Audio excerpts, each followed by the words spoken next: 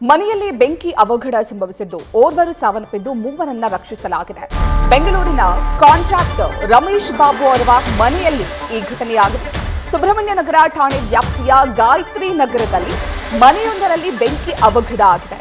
ರಮೇಶ್ ಬಾಬುರವರ ಪತ್ನಿ 53 ವರ್ಷದ ಸವಿತಾ ಈ ಬೆಂಕಿ ಅವಘಡದಲ್ಲಿ ಮೃತಪಟ್ಟಿದ್ದಾರೆ. ಇನ್ನು ಮೂವರನ್ನ ರಕ್ಷಣೆ ಮಾಡಿದ್ದು ಗಾಯಾಳುಗಳನ್ನ ಮಣಿಪಾಲ್ ಆಸ್ಪತ್ರೆಗೆ ದಾಖಲಿಸಲಾಗಿದೆ.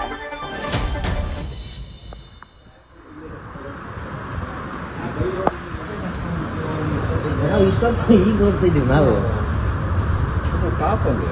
ವಾಟರ್ ಟ್ಯಾಂಕ್ ಇದೆ ತಾನೇ ಅಲ್ಲಿ. ಗಾಯತ್ರಿ ನಗರ ಬಿಲ್ಡಿಂಗ್ ಅದು ಅಂಟ್ಕೊಂಡ್ಬಿಟ್ಟೈತೆ. ಬೆಂಗಳೂರಿನ ಗಾಯತ್ರಿ ನಗರದಲ್ಲಿರುವಂತಹ ಒಂದು 4 ಅಂತಸ್ತಿನ ಮನೆಯಲ್ಲಿ ಬೆಂಕಿ ಅವಘಡ ಸಂಭವಿಸಿದೆ. ನೀವು ದೃಶ್ಯಗಳಲ್ಲಿ ಗಮನಿಸ್ತಾ ಇದ್ದೀರಾ. ಮೊದಲ ಫೋಟೋದಲ್ಲಿರೋದು ಕಾಂಟ್ರಾಕ್ಟರ್ ರಮೇಶ್ ಬಾಬುರವರ ಕುಟುಂಬ. ಇನ್ನು ರಮೇಶ್ ಬಾಬು ಅವರ ಪತ್ನಿ, ತಾಯಿ ಹಾಗೂ ಮಗನ ಜೊತೆ ಈ 4 ಅಂತಸ್ತಿನ ಮನೆಯಲ್ಲಿ ವಾಸವಿದ್ರು. ಈಗ ಈ ಬೆಂಕಿ ಅವಘಡದಲ್ಲಿ ರಮೇಶ್ ಬಾಬು ಅವರ ಪತ್ನಿ ಮೃತಪಟ್ಟಿದ್ದಾರೆ. ಇನ್ನು 3ನೇ ಫ್ಲೋರ್ನ ಅಡುಗೆ ಮನೆಯಲ್ಲಿ ಈ ಬೆಂಕಿ ಅವಘಡ ಸಂಭವಿಸಿದೆ.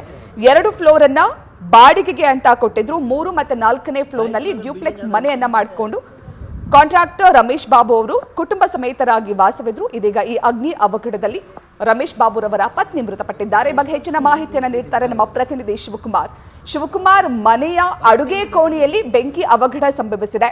ಈ ಬೆಂಕಿ ಅವಘಡ ಕಾರಣ ಏನು? ಏಕಾಏಕಿ ಬೆಂಕಿ ಕಾಣಿಸಿಕೊಳ್ಳೋದಕ್ಕೆ ಕಾರಣ ಏನು? ಇನ್ನು ಗಾಯಗೊಂಡಿರುವಂತಹ ಮೂವರ ಪರಿಸ್ಥಿತಿ ಹೇಗಿದೆ? ಪ್ರದೀಕ್ಷಾ, ನಿನ್ನೆ ರಾತ್ರಿ 9 ಗಂಟೆ ಸುಮಾರಿಗೆ ಬೆಂಗಳೂರಿನ ಸುಬ್ರಹ್ಮಣ್ಯ ನಗರ ಪೊಲೀಸ್ ಠಾಣಾ ವ್ಯಾಪ್ತಿನಲ್ಲಿ ನಡೆದಿರುವಂತಹ ಘಟನೆ. ಕಾಂಟ್ರಾಕ್ಟರ್ ಆಗಿ ಕೆಲಸವನ್ನ ಮಾಡ್ತಿದ್ದಂತ ರಮೇಶ್ ಬಾಬು ಅವರೇನಿದ್ದಾರೆ, ಅವರು ಅವರ ತಾಯಿ ಹಾಗೂ ಮಗ ಮನೆಯ 1ನೇ ಫ್ಲೋರ್ ನಲ್ಲಿ ವಾಸವಾಗಿರ್ತಾರೆ. ಡುಪ್ಲೆಕ್ಸ್ ಮನೆ, 3 ಅಂತಸ್ತಿನ ಮನೆ ಇದು. ಮನೆಯ 2ನೇ ಫ್ಲೋರ್ ನಲ್ಲಿ ಅವರ ಪತ್ನಿ ನಿದ್ರೆಗೆ ಜಾರಿರ್ತಾರೆ. ರಾತ್ರಿ 9 ಗಂಟೆ ಸುಮಾರಿಗೆ ಘಟನೆ ಆದಂತ ಸಂದರ್ಭದಲ್ಲಿ ಗ್ಯಾಸ್ ಲೀಕೇಜ್ ಆಗಿ ಇಡೀ ಮನೆಗೆ ಬೆಂಕಿ ಹೊತ್ಕೊಂಡಿರುವಂತದ್ದು. ಘಟನೆ ಆದಂತ ಕೆಲವೇ ಕ್ಷಣಗಳಲ್ಲಿ ಸ್ಥಳೀಯ ಪೊಲೀಸರು ಹಾಗೂ ಅಗ್ನಿಶಾಮಕ ದಳ ಅಧಿಕಾರಿಗಳು ಕೂಡಲೇ ಘಟನಾ ಸ್ಥಳಕ್ಕೆ ಹೋಗಿ ಬೆಂಕಿಯನ್ನು ನಂದಿಸುವಂತ ಕೆಲಸವನ್ನ ಮಾಡ್ತಾರೆ. ಜೊತೆಗೆ ಮನೆಯ ಫಸ್ಟ್ ಫ್ಲೋರ್ ನಲ್ಲಿ ಇದ್ದಂತ 3 ಜನರನ್ನು ಕೂಡ ರಕ್ಷಣೆ ಮಾಡುವಂತ ಕೆಲಸವನ್ನ ಮಾಡ್ತಾರೆ. ಆದ್ರೆ ಮನೆಯ 2nd ಫ್ಲೋರ್ ನಲ್ಲಿ ಏನು ಅವರ ಪತ್ನಿ ಬೆಡ್ರೂಮ್ಗೆ ಹೋಗಿ ನಿದ್ದೆಯನ್ನ ಮಾಡ್ತಿರ್ತಾರೆ. ಆ ಸಂದರ್ಭದಲ್ಲಿ ಬೆಡ್ರೂಮ್ಗೂ ಕೂಡ ದಟ್ಟವಾದಂತ ಹೊಗೆ ಆವರಿಸಿಕೊಂಡಂತ ಪರಿಣಾಮ ಅವರ ಪತ್ನಿ ದಟ್ಟ ಹೊಗೆ ಆದಂತ ಕಾರಣವಾಗಿ ಅವರು ಸಾವನ್ನಪ್ಪಿರುವಂತದ್ದು. ಜೊತೆಗೆ 3 ಗಾಯಾಳುಗಳೇನಿರ್ತಾರೆ ಅವರನ್ನ ಮಣಿಪಾಲ್ ಆಸ್ಪತ್ರೆಗೆ ದಾಖಲು ಮಾಡಿ ಚಿಕಿತ್ಸೆಯನ್ನು ಕೊಡಿಸುವಂತ ಕೆಲಸವನ್ನ ಮಾಡ್ತಿದ್ದಾರೆ. ಸದ್ಯ ಘಟನೆಗೆ ಸಂಬಂಧಪಟ್ಟಂತೆ ಸುಬ್ರಹ್ಮಣ್ಯ ನಗರ ಪೊಲೀಸರು ಪ್ರಕರಣವನ್ನ ದಾಖಲು ಮಾಡಿಕೊಂಡು ತನಿಖೆಯನ್ನು ಮುಂದುವರಿಸಿರುವಂತದ್ದು. ಪ್ರತೀಕ್ಷಾ, ಶಿವಕುಮಾರ್ ಹಾಗೆ ಸಂಪರ್ಕದಲ್ಲಿರಿ.